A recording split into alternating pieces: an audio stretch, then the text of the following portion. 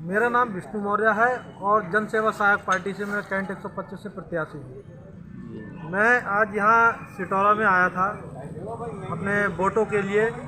तो यहाँ आके ये मुझे महसूस हुआ कि आज तक जो हुआ है वो राष्ट्रीय नेताओं ने करा है, और आज अगर मैं यहाँ आया हूँ तो उनने जो करा है उसका भुगतान मुझे भोगना पड़ रहा है। राष्ट्र में बैठे हुए नेता जो 40 साल से जनता के एक वोट से 40 साल की राजनीति में जो उन्होंने पैसा कमाया वो जनता के सहयोग से कमाया, पर जनता के लिए सिवाय धोखे के कुछ और नहीं मिला।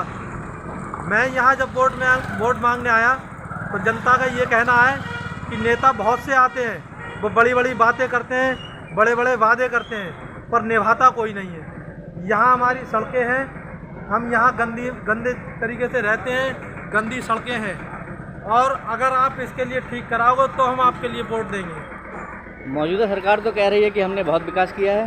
विकास बोल तो रहा था, ये विकास देखिए विकास दिखाइएगा। विकास की अगर बात की जाए तो सैयद सिटौरा है, चौपला रोड है, ये चीख के बोलता है कि देखिए कि प्रेजेंट की सरकार है भारतीय जनता पार्टी, उन्होंने कितना सरकार में काम किया है और कितना विकास किया है। यहाँ कोई विकास नहीं है जनता के लिए सिवाय धोखे के लिए, कुछ और मिला ही नहीं आज तक। अगर जनता के लिए गुमराह किया जाता है राशन को लेकर के, जो सिलेंडर 400 रुपये का था वो 1000 का हो गया, जो डीजल पेट्रोल 60-62 रुपये था वो 100 रुपये हो गया, उसके बदले में जनता को सिर्फ 200 रुपये का राशन दिया जाता है, केवल 200 रुपये का। जनता के लिए उसी में गुमराह कर दिया गया। अगर जो किसान, मैं एक एग्जांपल देता हूँ कि जो किसान धरती का सीना चीर के एक अन्न को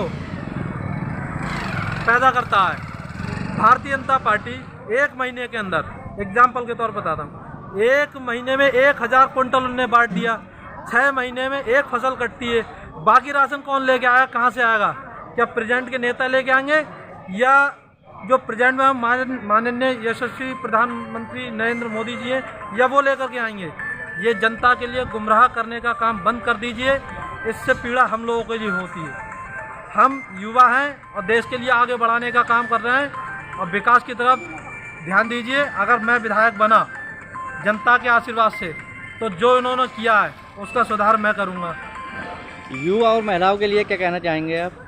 देखिए, महिलाओं के लिए तो ये है कि जैसे मान लीजिए हमारी बहन बेटियां हैं, हम बहन बेटियां सभी की हैं, मेरी भी हैं। अगर कोई भी व्यक्ति प्राइवेट स्कूल में अपने बच्चे के लिए पढ़ाता है तो आप भी जानते हैं कि उसकी फीस कितनी है, कि हर व्यक्ति अपने बच्चे के लिए नहीं पढ़ा सकता। अगर जन सेवा सहायक पार्टी का कोई भी प्रत्याशी अगर सत्ता में बैठता है तो सबसे पहले वो विद्या का निर्माण कराए, और जो भी मतलब शिक्षा होगी वो मुफ्त होगी। हमारे यहाँ के टीचर चाहते हैं कि बच्चों को शिक्षाएं मिले, पर शिक्षा मिलेगी कहाँ से? बच्चों के लिए स्कूल में बैठने की जगह ही नहीं है, स्कूल भी खंडर हो चुके हैं। और यहाँ के आज तक प्रेजेंट में जो भी सांसद मंत्री नेता रहे, उन्हें आंखों से दिखाई नहीं रहा है कि हमें अपनी देश की जनता के लिए क्या करना चाहिए, कि हमारे युवा को क्या होना चाहिए।